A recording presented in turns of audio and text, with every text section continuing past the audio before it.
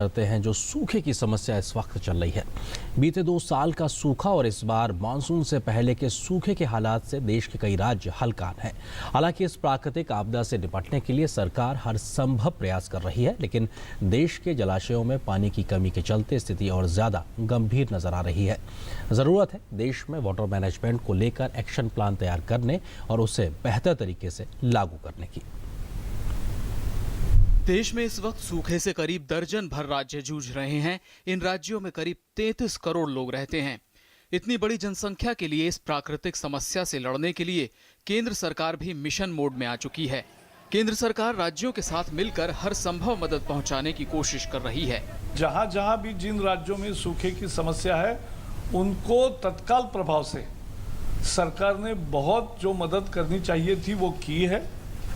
उसके पैसे भी रिलीज किए हैं और जो भी सहायता राज्यों को चाहिए वो दे रही है केंद्र सरकार।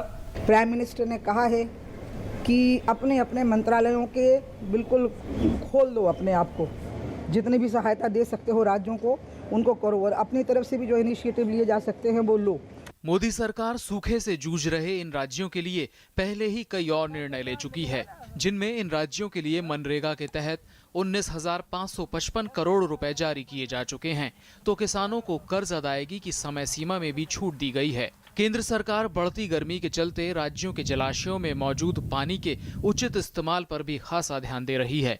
केंद्रीय जल संसाधन मंत्री उमा भारती ने कहा है कि केंद्र सरकार ने आने वाले मॉनसून सीजन में बारिश के पानी को संरक्षित करने के लिए बजट के माध्यम से पर्याप्त इंतजाम किए हैं।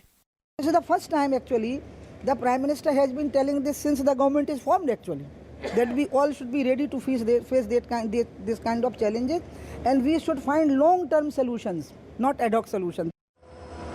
इस बीच महाराष्ट्र के सूखा प्रभावित लातूर में ट्रेन से पानी पहुंचाने का सिलसिला जारी है। राज्य सरकार और रेल मंत्रालय के सहयोग से 50 वैगन वाली ट्रेन करीब 25 लाख लीटर पानी लेकर लातूर पहुंची। ये एक ट्रेन आई है, इससे तो हमें राहत मिली है, लेकिन ये अगर पर डे देते हैं तो मैं आने वाले दिनों में हम लोगों को नल द्वारा पानी दे सकते हैं। इस बीच महाराष्ट्र सरकार ने सूखे की स्थिति को और ज्यादा बिगड़ने से रोकने के लिए कई निर्णय लिए हैं। इसके तहत ग्राउंड वाटर के लिए होने वाली बोरिंग को 200 फीट से ज्यादा गहराई तक करने पर रोक लगा दी गई है।